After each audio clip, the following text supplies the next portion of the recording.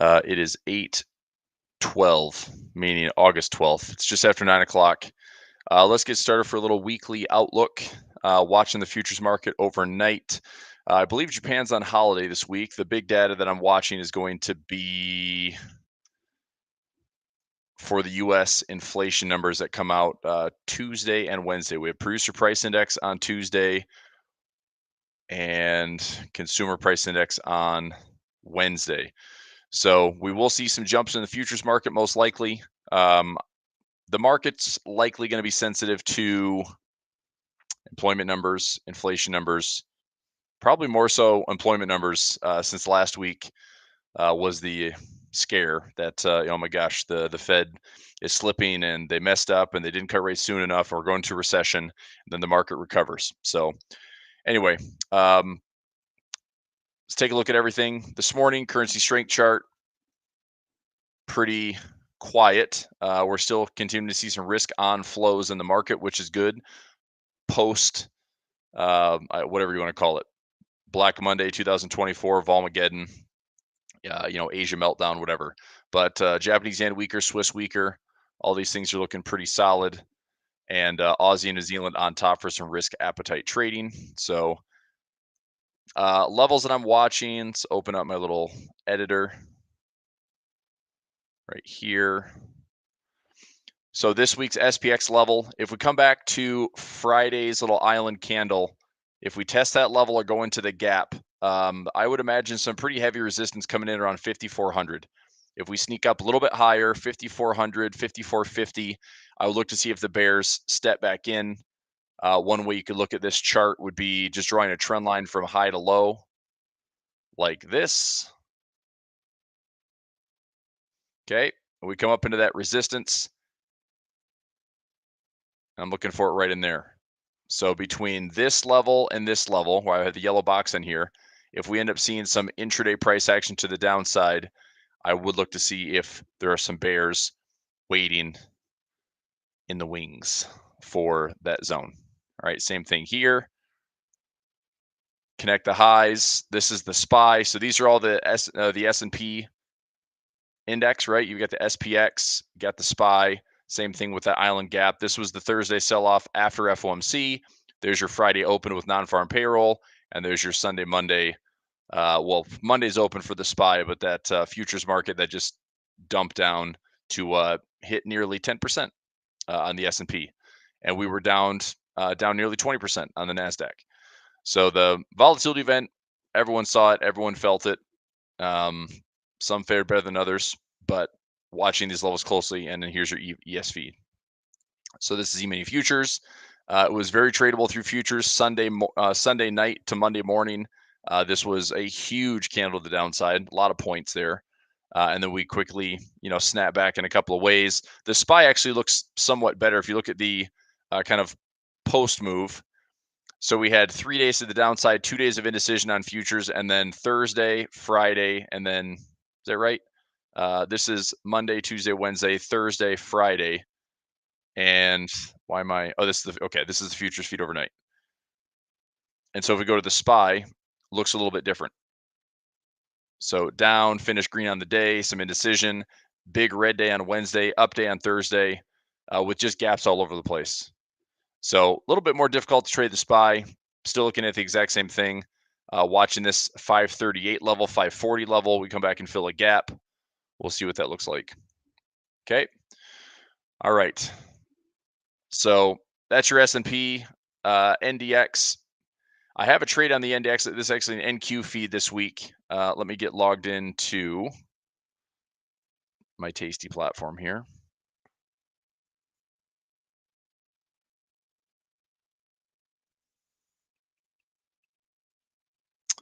All righty.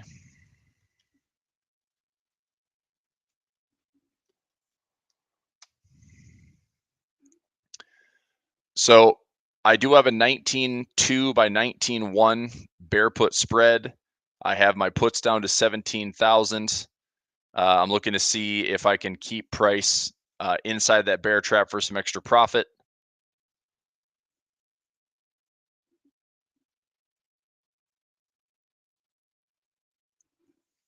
And This is the level that I'm watching for this week, right in here. So we're already up into Friday's close just by a little bit. Move that down a little bit.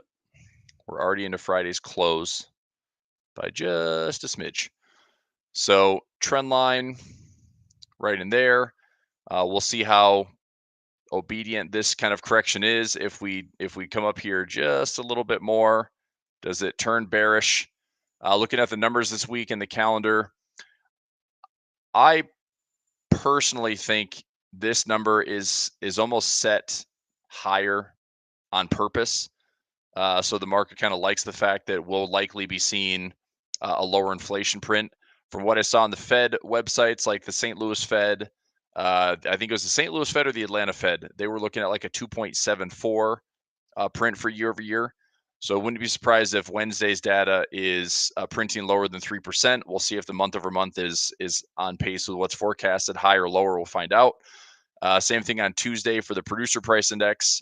Are companies making things that are more expensive to pass it on to consumers? If so, what do we want to watch for? We want to see if it, is coming in as expected and forecasted, so it's not a jump, or is it going to be slightly softer, which I'm sure the market would appreciate.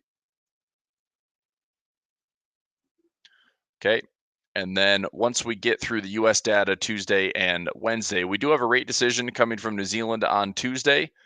Expected to stay the same at 5.5%. We have employment news out of Australia, GDP for the UK, retail sales for the US. And then earnings wise this week, I actually didn't look to see. I know I didn't trade any earnings last week, given everything else that was going on, but I think this week there might be a couple more. So let me have a look here at earnings and get a summary.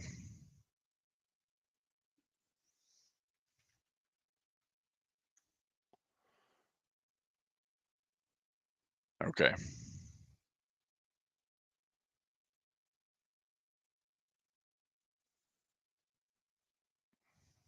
We have 350 companies reporting earnings this week. Let me find some notables.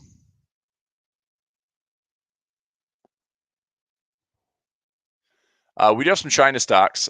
Looks like I've got Walmart, Home Depot, Alibaba, JD, Workhorse, Cisco. What's TME? I should know that one. Tencent. Okay, so that's China. We've got some China news this week. I think that's something to pay attention to. I still like some of the stocks in China. I like Alibaba. I like Baidu. Oops, that's not going to cover enough. Hang on a second.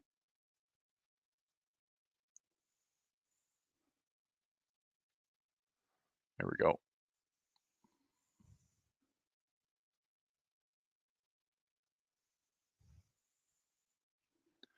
All right, so there's some notables. I'll put this in my Discord.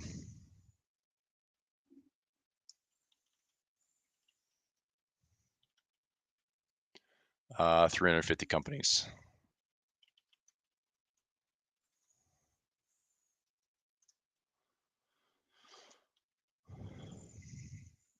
China stocks will be one to watch, and US PPI and CPI and retail sales.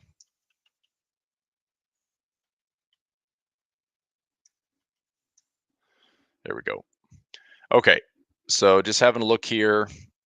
Anything for this week? I would be highlighting probably Home Depot just for consumer news. Cisco, maybe, depending on the AI situation. I mean, that's a bit of a legacy play, but they had some love this year with AI, but they are starting to topple over into some bearish looking territory. Alibaba and JD, I'll be watching those pretty carefully on Thursday morning. Walmart's also before Deere. If we're having some expansion plays, like Caterpillar and Deere are good ones to watch for kind of economic health. Let's see here. Anything else? That's kind of it for right now. So I think big news, like I said, U.S. news Tuesday, Wednesday, PPI, CPI, retail sales Thursday, U.S. stocks, pretty quiet as far as what I want to trade. I might keep an eye on Home Depot, but I don't know if I'm going to trade it. Cisco, I'll be watching. So let's take a quick peek at those. So HD, so Home Depot. Um, how many home projects are people doing now, or how many did we do this summer? Not sure. Pre-market's up a little bit. I mean, if Home Depot comes back and retests, I mean, it's not just COVID levels. Like COVID was way the heck down here, but there's a pretty strong case of support right around this 280 level. So I'm going to go ahead and set a chart alarm here around 285.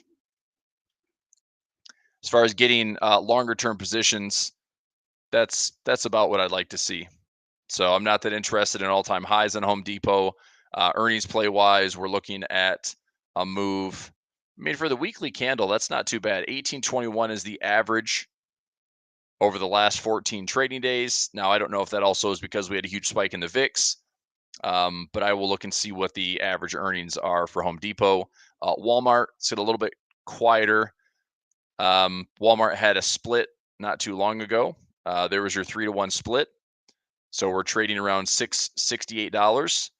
And sitting here at these highs, I would almost favor, if this gets pushed up, I'd probably fade that gap, at least in the near term on Walmart. This would be one of the few stocks out there that'd be sitting at all-time highs. But we'll see. I mean, now the prices are going to be way different. I mean, I'm not going to have an options play when the weekly candles are going to move $2.29. So unless I get 50-cent spreads, even still, it's like that's just not enough movement that you're likely going to see.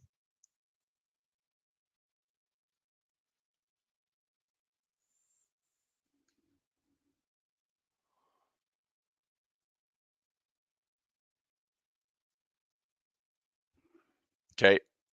And then we can go to, I think it was Alibaba and JD. Alibaba sitting here around $80. This one's a little bit more volatile. 550 for the week is the average move.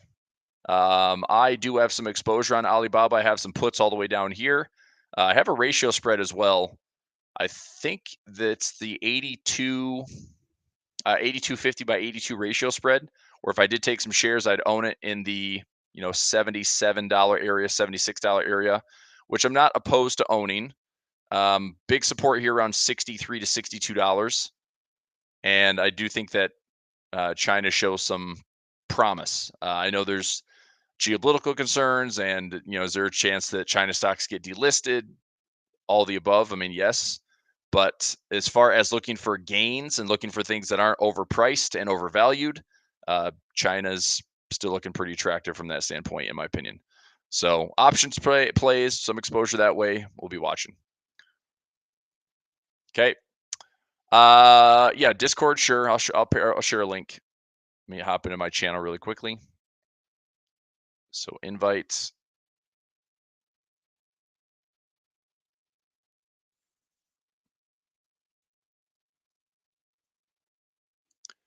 Here is the Discord link.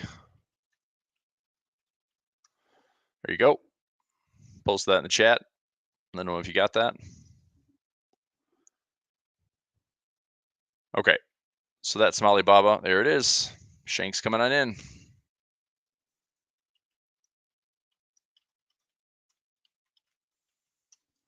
There we go.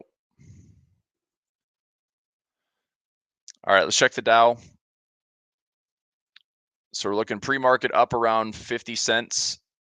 Russell 206. So to me, again, the Russell looks pseudo attractive. I mean, it was not a great drop. I will say that. I mean, watching this get up to, kind of bull flag looking highs, and then we had this little fake out spike right above this was during FOMC. We spiked right to those highs and just dumped. So non-farm payroll, big drop, and then that awful open on Monday, all the way back down, and just now that the Russell's flat on the year. We started the Russell back here, and we're currently just barely off those highs. So we're clinging to single digits on the Russell. To me, I mean, it's really the tale of two markets. It's either we still have some expansion expected, and we're probably late in the game here. Like, if you're a basketball fan, this might be the fourth quarter. If you're a baseball fan, this might be the eighth inning, ninth inning. But if there's still anything left to the upside or to the expansion, could we get to these highs again? Is the Russell able to get to all-time highs? Man, that seems like after last week's price action, this 240 level seems way, way, way harder to get to, right? In my opinion, this seems way harder to get to. But doesn't mean that we can't have some chop in here that we can trade. I'm just trying to play a little defense where I'm trading some Russell futures, so RTY, and I'm looking to see if we can stay above this zone here around 162, which would put me around 1600 on the RTY. So if I'm trading Russell futures, I've got the 1875 zone. If I'm trading RUT, back down here towards around 19.3. Put a chart or a line though down here. So down in this area around 19.3, 19.4. And I do have some pin prices. I want to say that's the 23rd and the 30th expiration. Let me double check that right now.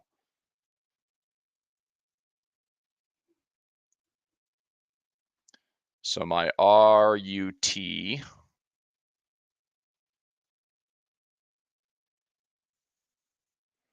Yep. So I have a pin price at 2050 and a pin price at 2100. We're trading at 2080. So right now, if I look at this chart,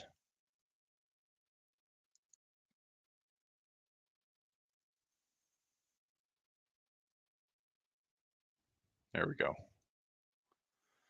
All right. So current price is around 2080, which means I'm still in my original credit for about $1.05. And if price stays where it is, I'll just maintain that $1.05. If price falls a little bit, anything inside this 2050 zone, I'll be watching this this week. I think it's this week's expiration. Nope, next week. Fudge. So if it was this week's expiration, if there's a chance I could pin this thing around 2050, that would be a pretty good trade. That'd be about a 10-to-1 profit for the credit that I collected. That's a big trap. And then I still have defined risk on a broken wing down here towards $700. So $100 probability, pin price for $1,200 per contract, and loss is $790. So I'll say right now, if I win the trade, I'm going to win about $210. If I pin the price in here, hopefully I can generate over a couple $1,000s of profit. And then if there's a risk, I'm risking around $1,400. So that's the Russell, that's the RUT for right now. RTY, that is the Russell's futures feed. I went out with this one a little bit more. Broken Wing Butterfly 1875. And this one is actually, so I did a naked put at 1,500, but I hedged that with 4 out of the money puts at 1,000. Just in case we have another volatility event, that long put should outpace, and I'll look to use the 1,500 to roll. And I generated about $6 of credit out to December.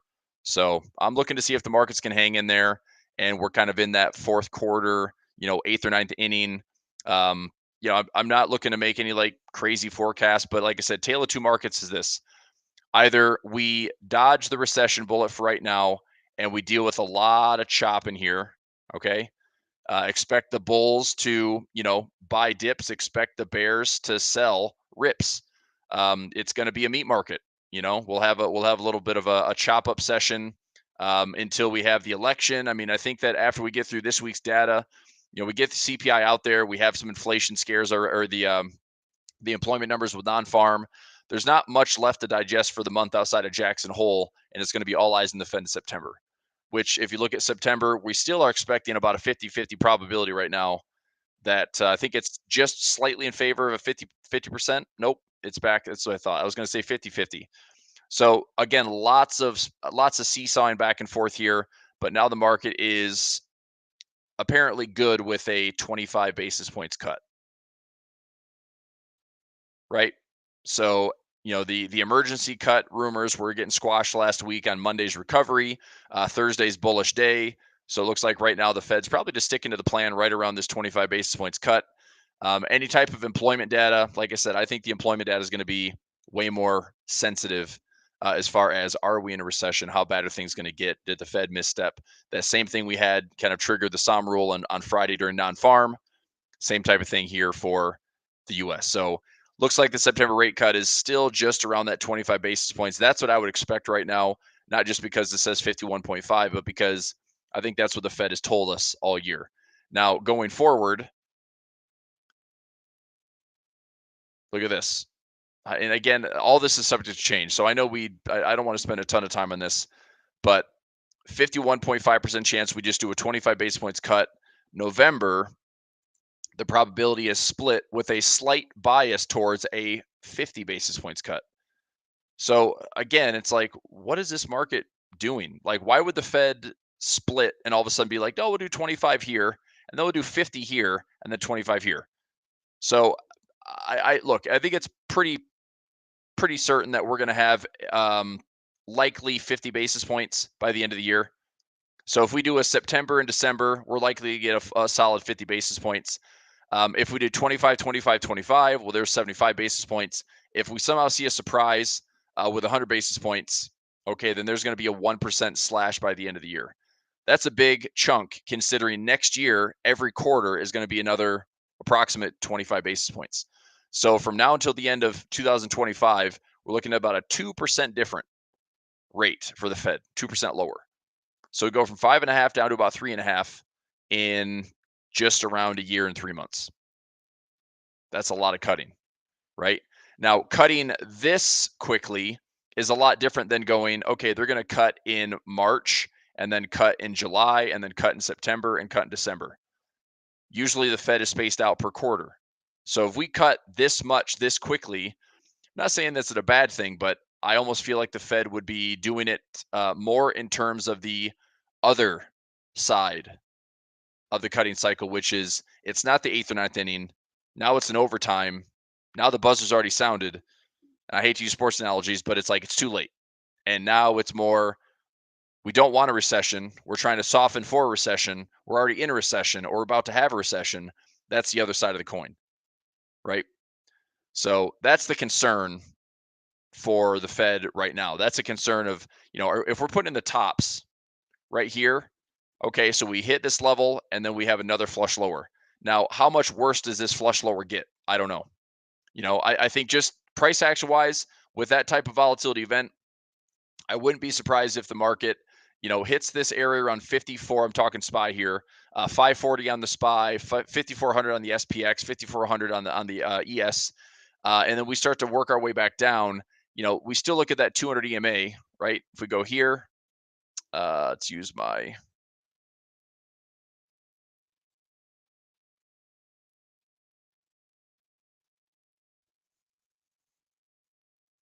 So the S&P, if we come back to a 200 exponential moving average, is right there.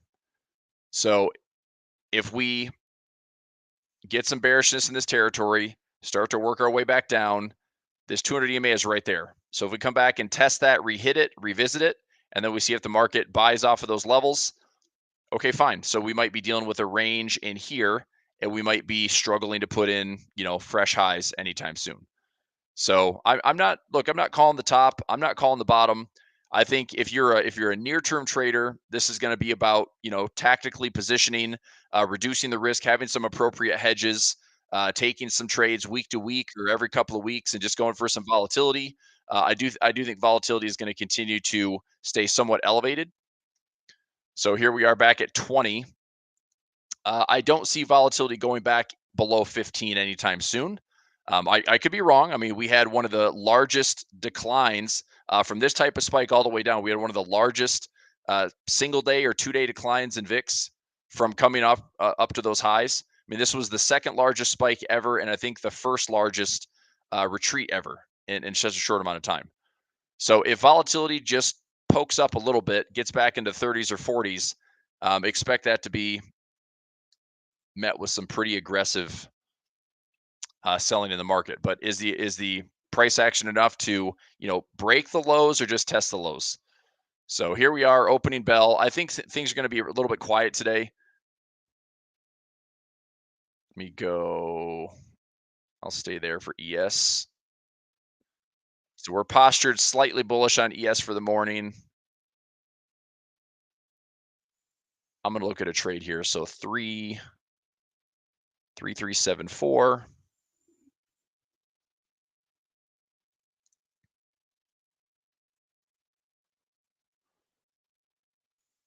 All right. So today's expiration 3374. So if we stay where we are,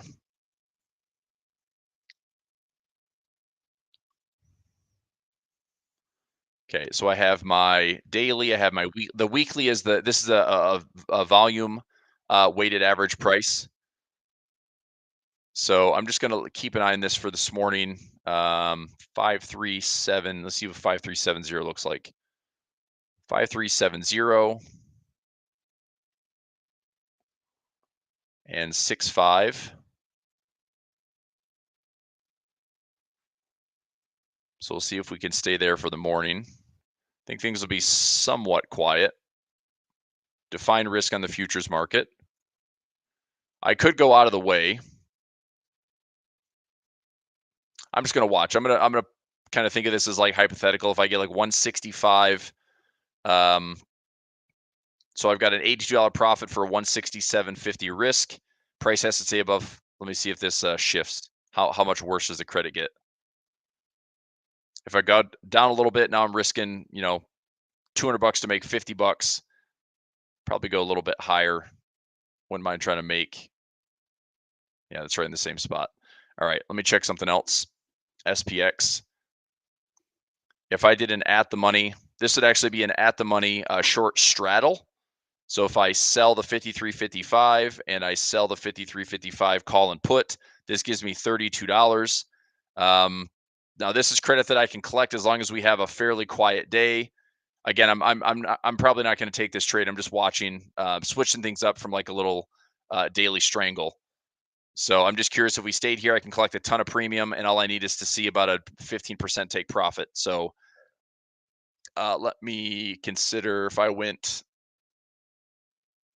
to around a 15 delta here. So I'd buy that back, and I would buy this back there. So now it's a little bit more contained. Take in the $25 credit up front. If we stay below 53.90, which would be above the high, let me go back to SPX here.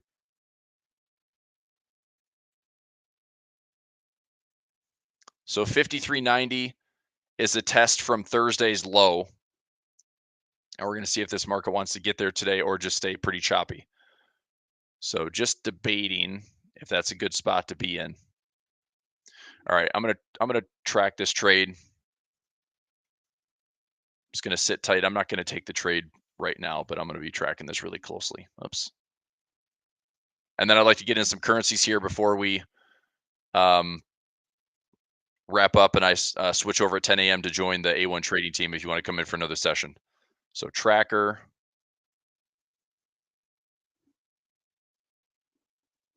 Okay, so 8, 12. So if I centered it at 53.55 and 53.90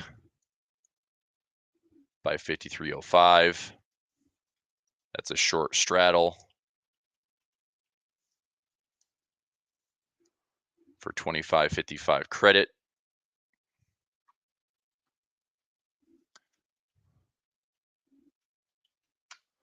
Be 383 on the day.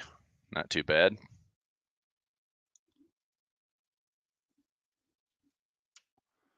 And minus.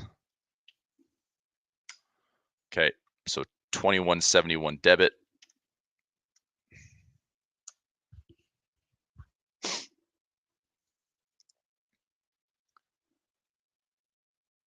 think I'm going to take this trade actually. So 25, see if I get 25.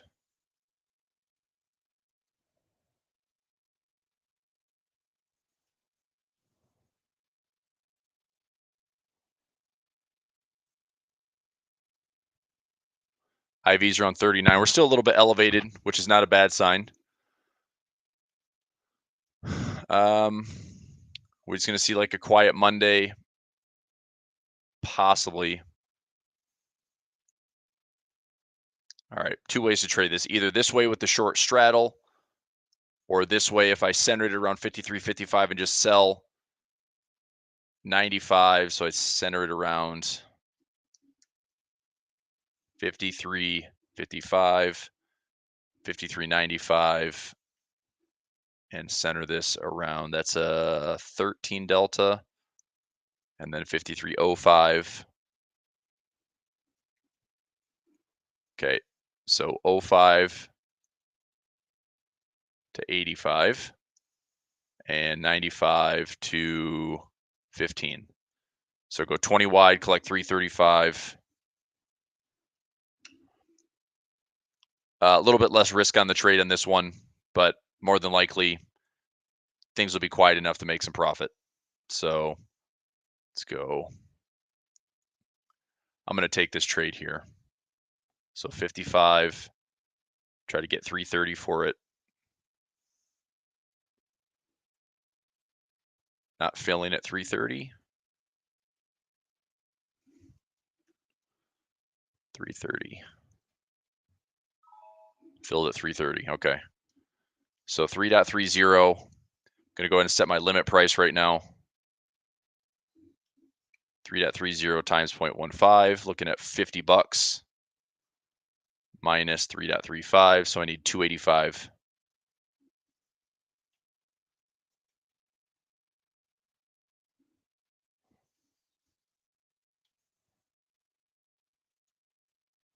The heck?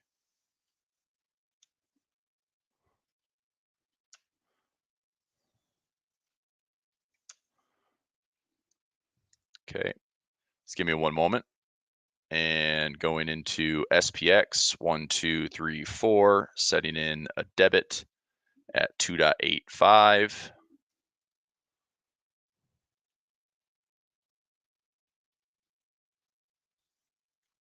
And looking at that trade right there. Okay, so I'm going to try to use the first maybe 30 to 60 minutes to draw out some time, take out some premium, try to hit a quick 50 bucks in the morning, see if price stays where it is and just kind of stays somewhat calm for the day. All right, let's get to some currencies. I'll start off with the DXY.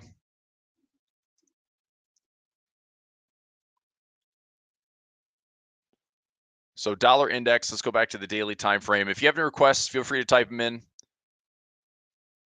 What is that you just entered? I entered in a little synthetic strangle on the SPX. All it was is it's a trade that allows me to do this. So if price just stays somewhat choppy for the morning, then I can drain some time and some sell premium right out of the market in the first like 30 to 60 minutes. So I'm just looking for a bit of a quiet open, just kind of stay around this 53.50 zone, 53.55 zone. And in the next maybe 60 to 90 minutes, that'll be a quick trade to grab some profit. So I sold a call up here. I sold a put down here, and I'm looking to see if price will just stay in the middle. So that's the trade that I just did. Okay, so we'll see if it jumps around. Let me open up my options platform here there we go. I'm gonna see if we have any massive levels to be watching for today.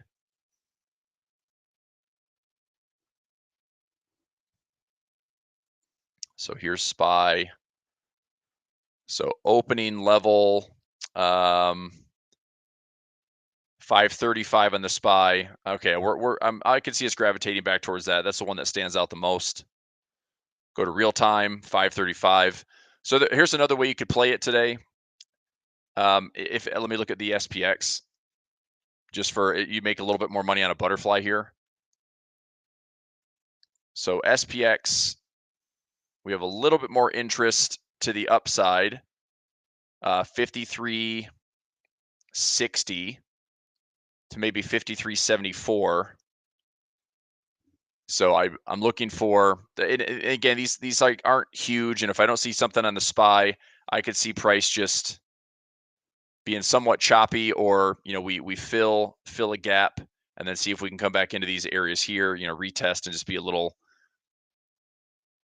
dicey on the day. So we're looking at call option sentiment 64% versus 3%. Hopefully that holds where it is, and we just come right back up to come to the open. So 53.60, 53.55 looks pretty good. Mondays are typically pretty quiet and very range bound. Typically, obviously they can be outliers too, like they were last Monday. But anyway, if I go back to the SPY, I don't see really any massive level that I need to be trading towards today outside of this one in the middle. So 535 is my biggest gamble level right here. I don't have a huge net position size or an open interest level on it, but I would imagine that price is going to be somewhat glued to this level today. Now I say that, and obviously there's always risk, and I can be wrong. But if price were to break this low or break this area, I would be obviously less confident that we're going to stay range bound. If we're going to have like this big sell off today, but something tells me that the market's going to kind of need the catalyst for this week. And so if that catalyst is news, that news is coming on Tuesday and Wednesday. All right. So I'll keep an eye on things. All right, here we go.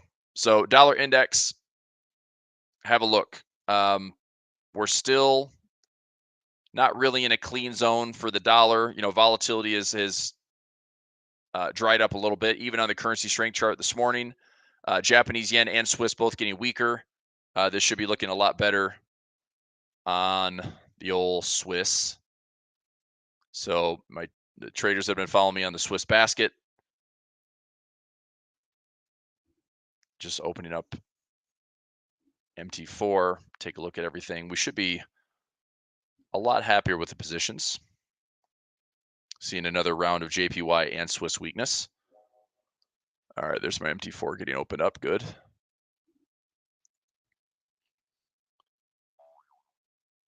Yeah, so if I go positions, trades, so Aussie CAD, showing some nice profit.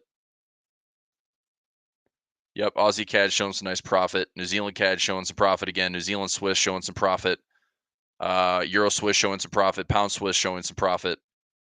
I'm not in the Swiss yen. I'm not in the Swiss yen right now, but everything's getting a little bit better. So let me go into my IG right here.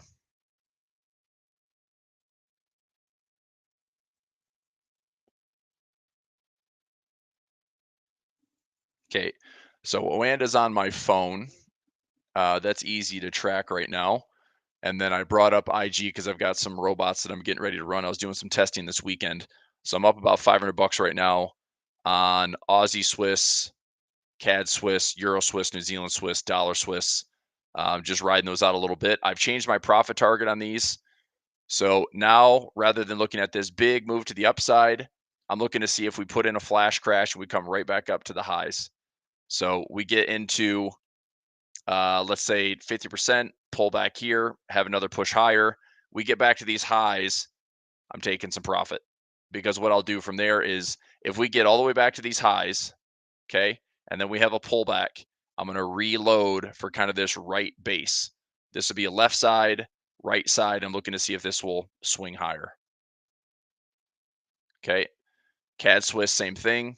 If the CAD Swiss finds a way to get back up to these highs right there, I'm going to take some profit, look for a swing, left side, right side, and then try to get to this pocket back around 7,100. Euro Swiss, looking for a trend line break, trying to get back to the high around 99. Okay, and I'll say parity at 1.00. To me, that's going to be my near-term profit. Okay, not yet, Angela. I'll do Bitcoin in just a moment. I saw Bitcoin is off the highs. New Zealand Swiss. Let me go to the weekly time frame here. New Zealand Swiss lows, ran some lows. If the RBNZ just keeps rates at 5.5, hopefully this will help fuel this move at least back into, there's a nice pocket back in here over the last couple of weeks. There's the previous highs. This is the pocket that I was looking for. There's also a lot of structure back in here around 6,000. So if I'm going to take profit, it's probably going to be here. This one actually has, it's two of the best entries. And if I get back to this high, I'll probably take some profit. And then if we get a pullback, I'll probably reload for another trade to symmetry. And I'm looking at something around 6,000 on the New Zealand Swiss. Okay, and then dollar Swiss. Um, dollar is subject to getting weaker. Depends on the overall tone. I mean, right? Look at what we're doing right here. So Japanese yen spiking up, Swiss yen spiking up, Aussie New Zealand spiking down. We're looking at this kind of day to day. This is what last week felt like. This is risk off versus on. Okay. So I got that backwards. So right now, when you see this getting stronger and this getting stronger, that's risk off. Now, I'm not going to say that this is, oh my gosh, the Swiss is coming up and the JPY is coming up. Maybe it is, maybe it isn't. We're going to see if Monday's just going to stay somewhat contained, or if this market's like, nope, you guys had a week, we settled in, we're done. We'll see how nasty it gets. But if you look at the currency strength chart, this website I track every single day, currency-strength.com. If it looks like this is risk on. If it looks like this is risk on. Your Japanese yen and your Swiss being weaker, that is typically some risk on flows. Okay. I posted this in my Discord here. You want to see the difference between risk on, risk off. This is a perfect example. Japanese yen strong, Swiss strong. That's risk off. Okay. Japanese yen, Swiss weaker. That's risk on. So I know it seems like that makes sense. It is. It's easy to spot. Okay. The issue is like if we have risk off trading, we don't know how nasty and how high volatility is going to get. We don't know how dramatic the price action is going to be. I mean, right now I'm looking at the SPX dropping a decent amount for the morning. So we've already dropped from 60 to 30. So we're already down 30 points in the morning. Opening in red. Futures was clinging to a green candle on the day and has given some of that back. So SPY's already down. We'll see if this kind of contains and pauses, or if we're going to see kind of more of a directional play. So again, I'll be watching. If this is going to bounce back and forth and be a range trade, okay, fine. What I'm looking for here, if we have support, are we coming down to, range just on the day? Okay, we still have this kind of gap area, which is why I have it highlighted in black. Like this is a gap area that would be past support becoming resistance. Okay, so if we kind of hang out in here, the market's going to make a decision. If we're above 54, the bulls are kind of getting the upper hand. If we're back below 5,300, the bears are getting the upper hand. So I'm really trading kind of a pivot or inflection point this week that I want to be watching carefully. If we start breaking below 53, I think this market's reality is we're going to test these lows and try to hit that 200 EMA on the higher time frame. Okay, so I'm going to keep an eye on everything from that standpoint this morning. All right, so we did the dollar, I did the Swiss basket, the yen pairs. Again, keep it pretty simple. The yen's been continuing to pull back. Watching the yen for this reason. If we work our way back into this 50% zone, we'll probably have a sell-off from there. So I don't think the Japanese yen is just forever weak now. Couple levels to watch. Keep an eye on this in the short term.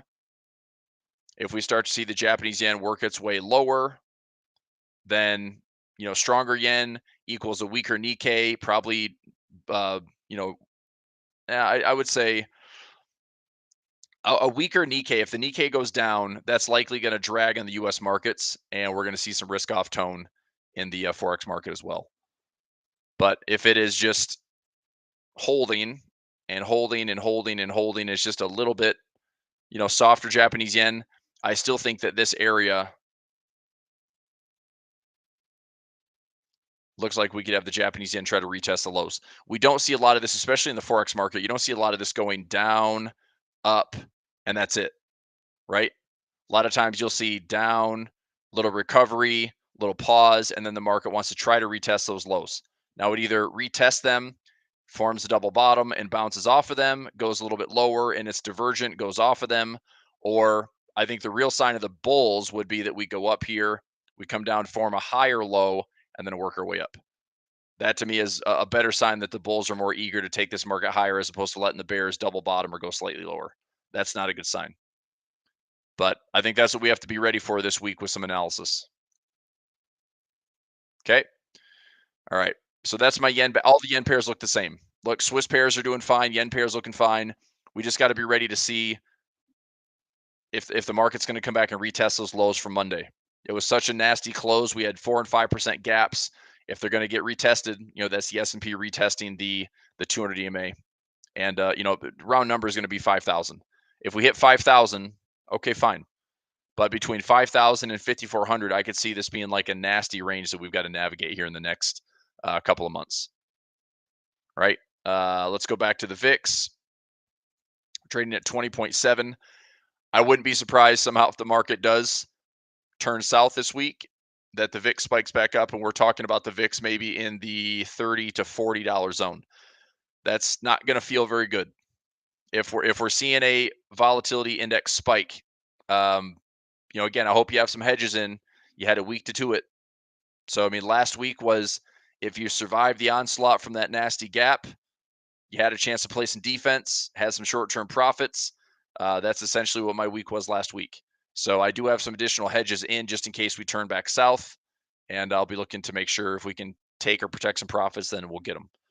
SVXY, I'm long in this one. I don't have any ownership yet, but I've got break even around $50 if I'm going to take any ownership. My break even's 50, and then I have a put down here at 35. And if I get a sign on any of those, my break even would be with, let me see, no credit here. So if I did, trying to think, I can look at my positions. So SVXY,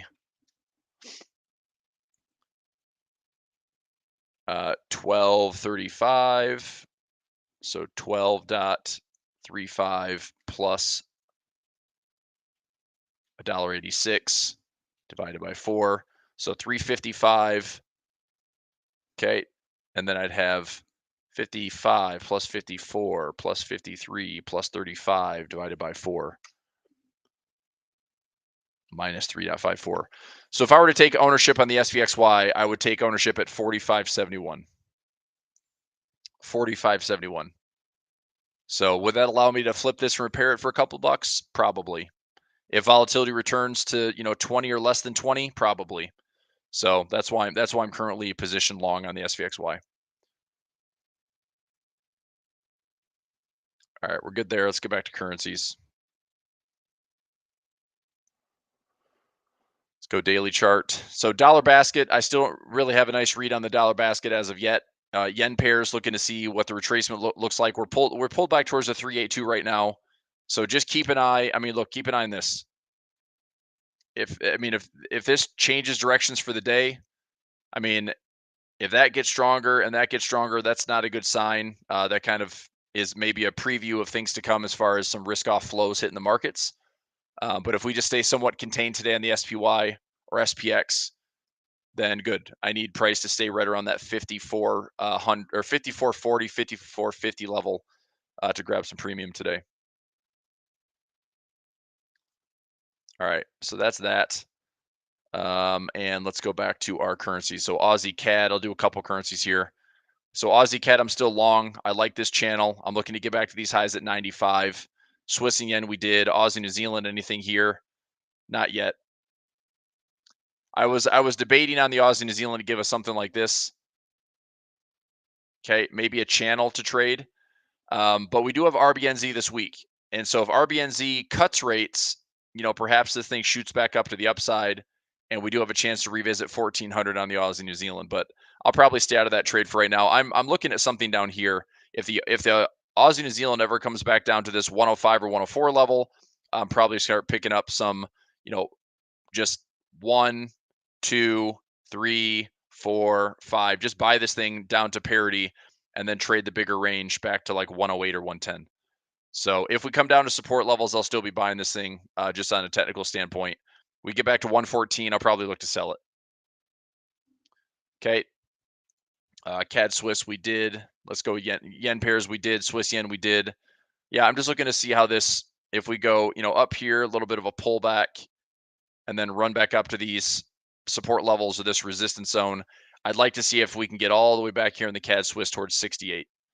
So I'm just looking for a bottoming formation. If this is the low that we had from a little flash crash move, do we come up here, come back to try to retest it? Is that the bottom? And then we just work our way back up there? Maybe. So that's outlook on the Swiss crosses. Euro Aussie, anything here? Euro Aussie, I'm looking for a swing trade between the Euro Aussie, Euro New Zealand. So high to low, looking for a pullback in here to sell it. So I'm just going to be waiting on that. Euro CAD, I'm already short. So if we go here, we're already up a couple of pips, but looking for a little, high, low, lower, high, lower, low. Find the structure on the Euro CAD. Euro Swiss we did. Euro pound. We put in a swing trade on Euro pound. 85.10 for a buy. Stop loss below the low. 87.50 for the profit. Just a swing trade opportunity there. Euro New Zealand swing trade opportunity here. Euro dollar still garbage. Pound Aussie. If the pound Aussie will give us a pullback, I'd like to sell. I don't want to see this go too much lower. So I'd like to see from this level, start to get some pullbacks here and then look for a swing trade on the pound Aussie. So it's going to be a small trade size because this has already moved close to 700 pips. So if I'm selling here, stop loss above, it's going to be a couple hundred pips of risk. So I'll make sure the trade size is pretty small. Pound CAD. This one, the reason I didn't put in a sell trade on this one yet is just in case this is a 3-drive pattern. If we come up one more time and then start to sell off. So we didn't take out any lows. That's why I'm not short the pound CAD, but I would like to get short pound CAD. So either, I guess if we pull back into this area, maybe looking for a chance to short that with a stop above, or maybe a small trade. If we went up one more time, another trade there with a stop loss, probably around like 82, maybe 8,200. All right. We've got a little bit of bearish direction this morning. We're down around 35 points already at the open.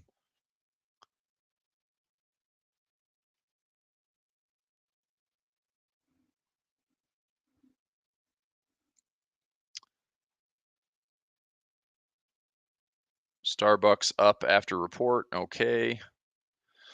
Okay. Come on, SPUX. Show me some stability here. Anyway, pound CAD there. Pound yen, pound. Let's go pound New Zealand. Swing trade. Same type of thing if we get a pullback. High, low. Maybe looking for a lower high swing trade.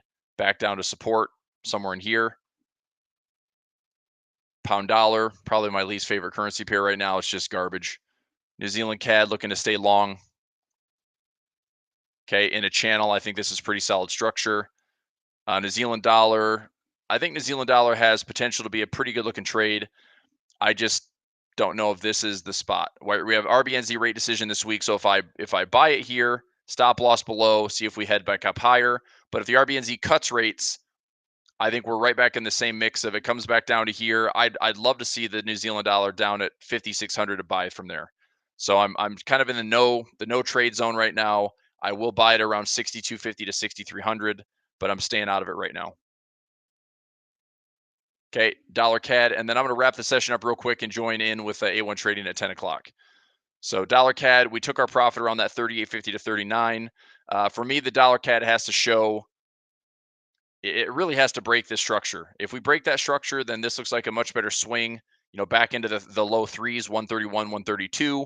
But if it stays on this trend line, like this, it might end up making a bigger break for it. But that's, dollar or U.S. economy versus CAD economy, not so much just oil. So I think there's more to develop there. And then Swiss and yen watching. So, all right, I'm going to go ahead and wrap up this session for weekly outlook. Crypto real quick. Let's go gold, or just come into the other session. Let me do some gold, some crypto. Gold is up in the morning, which is nice to see. Silver's up in the morning, which is nice to see. Bitcoin faded off the highs a little bit. MicroStrategy, it's fine. Ethereum, okay. Japanese yen, getting a little bit weaker for now, but we'll see if it responds at any of these major fib levels. So, okay, a wrap up session. Come join me. I'm gonna hop in with A1 Trading, Nick and the team, and just popping over. I'll push it on my channel. So give me like 1 minute, and I'll go live again on my channel. All right.